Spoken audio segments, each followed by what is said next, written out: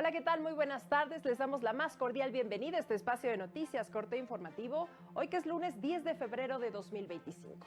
Soy Lorena Sánchez Cabrera y tendré el gusto de presentarle la información más reciente del Poder Judicial de la Federación, junto a mi compañera Eusiris Rostro en la interpretación en lengua de señas mexicana. Hola, Eusiris. Es así como iniciamos.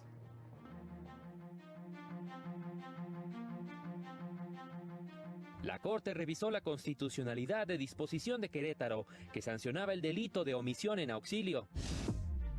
Es discriminatorio que instituciones de salud practiquen exámenes de VIH-Sida a quienes aspiran a trabajar en ellas. Integrantes del colectivo Artículo 41 lamentaron que la elección judicial siga en marcha en abierto desacato a fallos judiciales. La reforma judicial obligó al retiro de juzgadores valiosos, aseguró la jueza Juana Fuentes Velázquez. Iniciamos enlazándonos al edificio sede de la Suprema Corte de Justicia de la Nación con nuestro compañero Mario López Peña y nos tiene ya la información de lo que resolvieron esta tarde las y los ministros en sesión de pleno. Muy buenas tardes, Mario. Adelante con tu información. ¿Qué tal? Muy buenas tardes. El Pleno de la Suprema Corte de Justicia declaró la invalidez del requisito de presentar constancia de no antecedentes penales para las personas que aspiren a ocupar algún cargo dentro de la Fiscalía Anticorrupción de Chihuahua, requisito establecido en la Ley Reglamentaria y Orgánica de la Fiscalía Anticorrupción Local. Escuchemos parte de los argumentos. En relación con las fracciones cuarta y quinta del artículo 73 de la Ley Reglamentaria y Orgánica de la Fiscalía Anticorrupción del Estado de Chihuahua, se concluye que también resultan inconstitucionales por discriminatorias, en tanto que no cumplen con la condición de que ha establecido este alto tribunal en diversos precedentes respecto del acceso a los cargos públicos, en el sentido de que las calidades fijadas en la ley deben ser razonables y no discriminatorias, lo cual no acontece en el caso por la exigencia de la constancia de no antecedentes penales y la no inhabilitación para desempeñar cualquier cargo en la Fiscalía Anticorrupción local. También el Pleno invalidó el artículo 83 de esa disposición por vulnerar el derecho humano de seguridad jurídica y el principio de legalidad. Por otra parte, el Pleno de la Corte no alcanzó los votos para declarar la invalidez del artículo 143 del Código Penal de Querétaro, que tipifica el delito de omisión en auxilio, ni el artículo 286 del mismo código, que sanciona la desobediencia de particulares, así como la conducta de rehusarse a prestar un servicio al que la ley obligue. Es lo que resolvió el Pleno de la Corte en la sesión de este lunes. Muchas gracias, Mario, por esta información. Y seguimos con noticias. La primera sala de la Corte determinó que son inconstitucionales las disposiciones civiles que restringen el concubinato solo a personas solteras, dejando fuera a aquellas que estén unidas en matrimonio con alguna otra persona.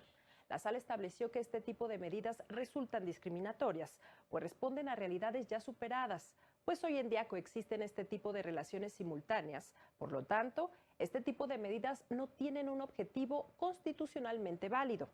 Si bien estas disposiciones pretenden cuidar a la familia, lo cierto es que no existen familias de primera y de segunda, por lo que tanto el matrimonio como el concubinato deben ser reconocidos. Por estas razones, la primera sala invalidó el artículo 65 del Código Familiar del Estado de Morelos, que solo reconocía el concubinato entre personas solteras, dejando fuera a las que estuvieran unidas con otra persona en matrimonio. El anterior criterio lo estableció la primera sala al resolver un amparo promovido por una mujer que demandó el pago de una pensión alimentaria al hombre con el que vivió en concubinato por 12 años, pese a que él ya estaba casado. Beneficio que le fue negado por el juez del conocimiento, decisión que fue impugnada por la mujer, argumentando que la norma violaba los derechos de igualdad y no discriminación. La sala revocó la decisión del juez y concedió la protección de la justicia a la mujer. En tanto, la segunda sala de la Corte determinó que es inconstitucional que las instituciones de salud establezcan como requisito para la contratación del personal médico la aplicación de exámenes de VIH-Sida, pues permitiría negar el empleo a una persona simplemente por su condición de salud. La sala argumentó que la aplicación de este tipo de exámenes no son necesarios para proteger la salud de otras personas, debido a que las personas que buscan un empleo en dichas instituciones no son parte del personal médico, por lo que no representan un riesgo para trabajadores ni pacientes.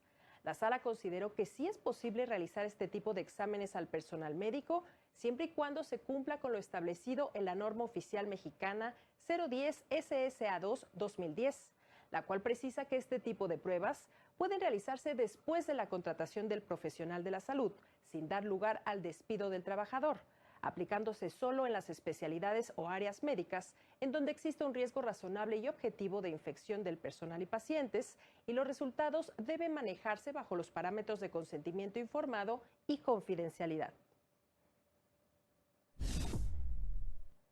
El amparo es una de las principales herramientas con que cuenta la ciudadanía para combatir actos de autoridad que violentan sus derechos. Y en la etapa de ejecución penal, también se puede recurrir a dicho medio de defensa previo a haber agotado los medios de impugnación que prevé la Ley Nacional de Ejecución Penal, entre las que se encuentran las peticiones administrativas ante las autoridades penitenciarias, mediante las cuales se impugnan las condiciones de internamiento, situaciones médicas o algunos traslados. En caso de que no les sea favorable la resolución, pueden controvertir la decisión ante el juez de ejecución penal y posteriormente ante un tribunal de apelación. La jueza de distrito, María del Carmen Sánchez, indicó que es necesario realizar todo este recorrido procesal con el fin de que se pueda acudir al juicio de amparo.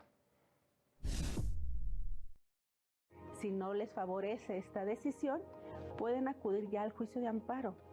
Si no hacen esta travesía procesal, cuando se van al juicio de amparo, no procede. Lo que decimos nosotros, se sobresee o se desecha este juicio de amparo por el principio de definitividad. Este camino procesal todavía es un poco desconocido, y cuando llegan directamente al amparo, pues se genera cierta molestia porque desconocen este camino. Entonces es importante que la defensa, las personas que están dedicadas a defender a los sentenciados, conozcan todos estos medios que la Ley Nacional de Ejecución Penal les puede aportar. En otra información, el Tribunal Laboral Federal de Asuntos Individuales con sede en Naucalpan, Estado de México, concedió una medida cautelar a una persona trabajadora adulta mayor que fue despedida, pues de oficio advirtió discriminación en su contra. Por este motivo, el juez de distrito Cuauhtémoc Villela Bueno ordenó al patrón darlo de alta en el Seguro Social para garantizar su derecho a la seguridad social. Al dictar la medida, el juez tomó en cuenta el estado de salud del trabajador, su condición de adulto mayor, la existencia de indicios de que la renuncia se le solicitó con base en engaños, otorgamiento de contratos por tiempo determinado y la solicitud de la renuncia anticipada antes del vencimiento del último contrato. Con ello, advirtió actos de violencia y discriminación, por lo que ordenó a la CFE darlo de alta en el Seguro Social, y al IMSS le requirió que no lo diera de baja para que gozara de seguridad social. El juez resolvió con perspectiva de persona adulta mayor, tomando en cuenta que se trata de un trabajador de 67 años con problemas económicos, de trabajo, seguridad social y maltrato. En tanto, el Tribunal Colegiado en Materia Penal del 12º Circuito determinó que el artículo 34 de la Ley General en materia de desaparición forzada de personas no viola el principio de legalidad en su vertiente de taxatividad previsto en el artículo 14, párrafo 3 de la Constitución, disposición que precisa que incurre en el delito de desaparición cometida por particulares quien prive de la libertad a una persona con la finalidad de ocultar a la víctima su suerte o paradero, pues la norma permite comprender de manera cierta la conducta que sanciona, disposición que distingue con claridad el delito de desaparición del de secuestro, como lo ha establecido la Corte Interamericana de Derechos Humanos. Añadió que si bien la disposición no integró los elementos de la negativa a informar sobre la suerte o paradero de la víctima, no implica que el tipo penal sea contrario a la Convención Americana de Derechos Humanos, pues su definición permite al destinatario comprender de manera cierta en qué consiste la conducta prohibida y su sanción. Es momento de hacer una pausa, pero regresamos con más noticias. No se vayan.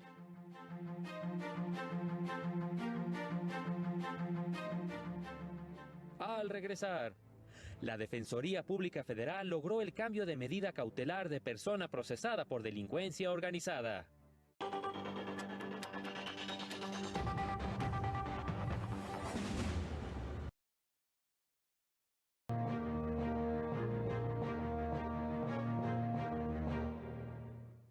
Gracias por continuar con nosotros. Ahora es momento de enlazarnos con nuestra compañera Laura Murillo, quien le dio seguimiento a la conferencia del colectivo Artículo 41 de este lunes. Muy buenas tardes, Laura. Adelante con tu información. Muy buenas tardes, te informo que en su conferencia matutina, magistrados denunciaron que dentro de los aspirantes aprobados para contender por cargos judiciales, se detectaron perfiles de oficiales judiciales, quienes desempeñan funciones auxiliares administrativas y carecen de la preparación para desempeñar el alto cargo de juzgador. Vamos a escuchar. Esa es parte de la tragedia de esta reforma, que pone en la posibilidad de ser jueces a personas que son aprendices de juristas y aprendices de juzgadores. Una aprendiz que hoy saca copias pretende el día de mañana decidir la libertad, la vida, el patrimonio, la familia de los mexicanos. Los magistrados también lamentaron que el proyecto del ministro Gutiérrez Ortiz Mena, que será analizado el día jueves en el Pleno de la Corte, reafirma la reforma judicial, puesto que propone ordenar a los jueces revisar sus resoluciones y ajustarlas para que no invadan competencias en materia electoral. Escuchemos nuevamente. ¿Que dice que las suspensiones de amparo están mal? Sí. Y si dice esto, lo que está también el proyecto diciendo es: entonces siga adelante la reforma, o al menos estas suspensiones no la pueden detener. Esto es lo relevante del proyecto. Esta es la parte conclusiva de la decisión. De modo que lo que diga sobre el Tribunal Electoral, lo que diga sobre el Tribunal Responsables, que lo dice al inicio de esta propuesta, pues queda como una simple llama de atención, como una llamada a misa. Es la información de esta mañana. Muchas gracias, Laura, por tu reporte.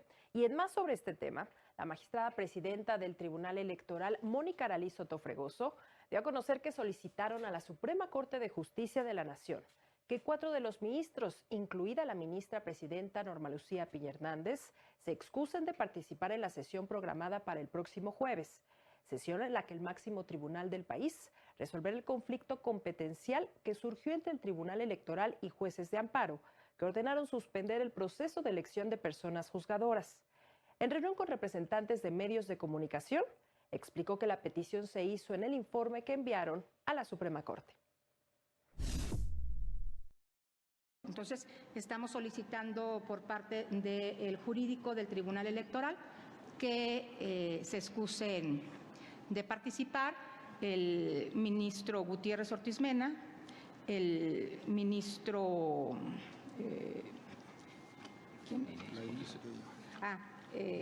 Lainez Potisek, la ministra presidenta y el ministro Pardo. ¿Por qué? Porque ellos han pronunciado abiertamente en contra de pues esta elección, e incluso uno de ellos en medios de comunicación se autonombró activista. Los magistrados Felipe de la Mata Pizaña y Felipe Alfredo Fuentes Barrera criticaron el proyecto del ministro Alfredo Gutiérrez Ortiz Mena y aseguraron que la Suprema Corte no tiene facultades para dirimir este tipo de controversias. Se los digo con sinceridad y analizando el texto que ahorita van a leer ustedes, no tiene facultades para dirimir este tipo de controversias. No lo digo yo, lo dice la ley. Un órgano de control de constitucionalidad debe obedecer la Constitución y la ley y debe ceñirse a sus atribuciones y competencias constitucionales. En tanto, el INE dio a conocer que este lunes vence el plazo para que las personas con alguna discapacidad que les impida acudir a un módulo de atención ciudadana realicen el trámite de solicitud de la credencial para votar, lo que permitirá incorporarlos a la lista nominal de electores con voto anticipado. El personal del INE entregará la invitación y solicitud de voto anticipado a quienes obtengan su credencial para votar al amparo del artículo 141 de la Ley General de Instituciones y Procedimientos Electorales, con lo que podrán participar en la modalidad de voto anticipado en los comicios federal de personas juzgadoras, así como en los locales de Durango y Veracruz. El INE también dio a conocer que inició el proceso de capacitación de 13.927.939 personas ciudadanas que podrán conformar las mesas directivas de casilla para la elección judicial. El personal que visite a los ciudadanos que salieron sorteados les entregarán la carta notificación en la que se les invita a tomar el curso de capacitación para ser funcionarios de casilla. El INE invita a la ciudadanía a atender el llamado de las y los capacitadores con el fin de contar con el personal suficiente para integrar las mesas de votación en la elección del próximo 1 de junio. En más temas electorales, la Sala Regional Ciudad de México confirmó la resolución del Tribunal Electoral de Puebla que reencausó las demandas de las partes actoras a la Comisión Organizadora Municipal de los plebiscitos de la elección de juntas auxiliares del municipio de Huejotzingo. Al resolver 2 juicios ciudadanos promovidos por aspirantes a presidentes de juntas auxiliares, la sala estimó que la autoridad local actuó conforme a derecho y a las reglas de la convocatoria que establecieron una instancia previa a la jurisdiccional local. Se trata de la comisión plebiscitaria, que tiene la facultad de conocer y resolver las inconformidades contra el proceso electivo de integrantes de las juntas auxiliares o contra los resultados de dicha elección. Además, advirtió que la comisión resolvió desde el pasado 2 de febrero las impugnaciones que le fueron recausadas por el tribunal local. También se considera que, desde la convocatoria, se estableció que las inconformidades respecto a la elección y sus resultados serían resueltas por la comisión plebiscitaria, lo cual no fue impugnado por las partes actoras. Además, contrario a lo afirmado por las partes actoras, la instancia ante el tribunal local no es la única competente para resolver sus inconformidades, sino que se debía agotar la instancia previa sin que ello los deje en estado de indefensión.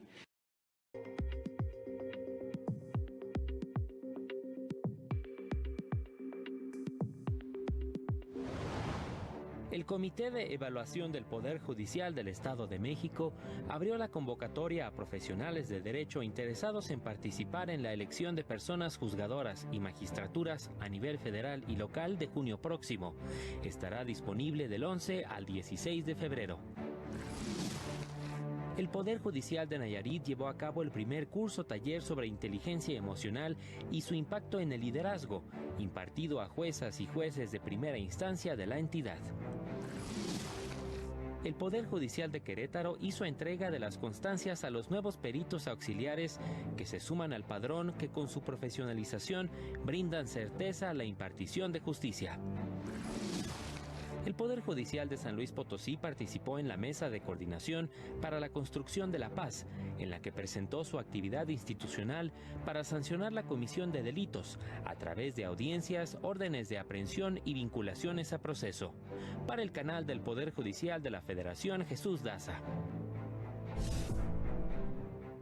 En más noticias, el segundo tribunal colegiado en materia penal del segundo circuito estableció que no pueden considerarse como actos de tortura o tratos crueles, inhumanos o degradantes en los centros de reclusión las condiciones en que las personas quejosas se encuentran privadas de la libertad cuando son inherentes o connaturales a la prisión misma. Recordó que de acuerdo con la Convención Americana de Derechos Humanos, las personas privadas de la libertad deben ser tratadas con respeto debido a la dignidad humana.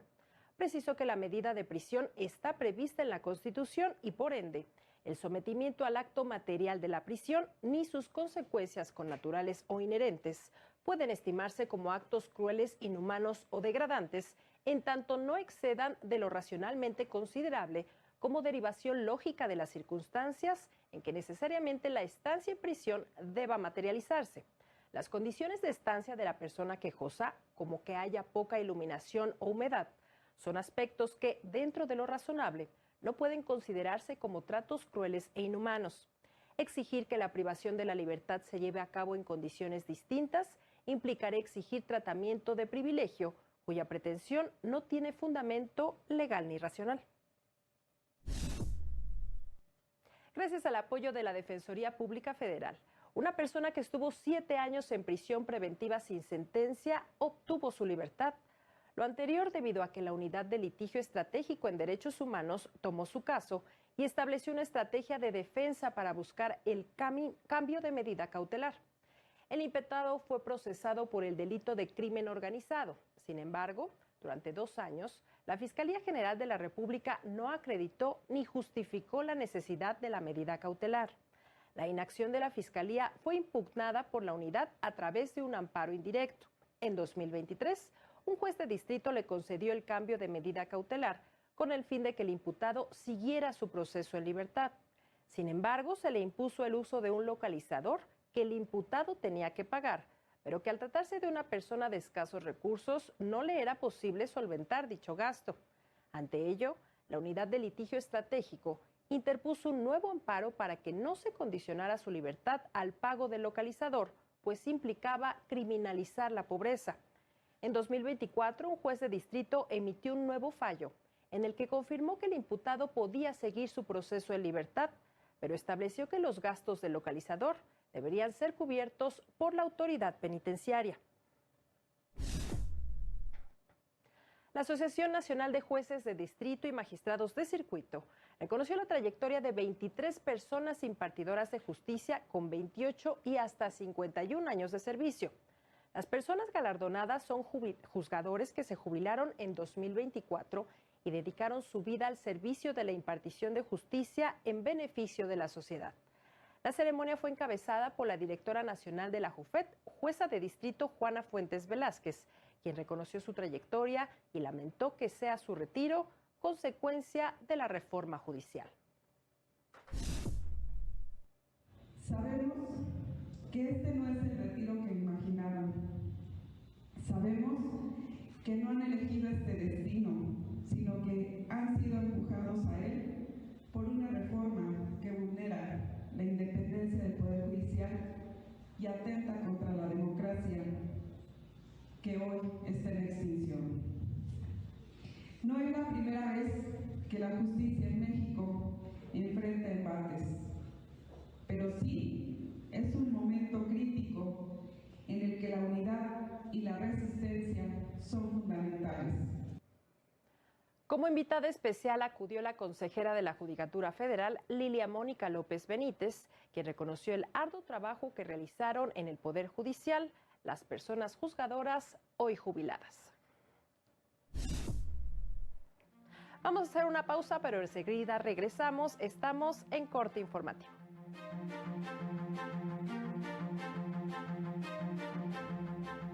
Más adelante, Ecuador irá a segunda vuelta en la elección presidencial.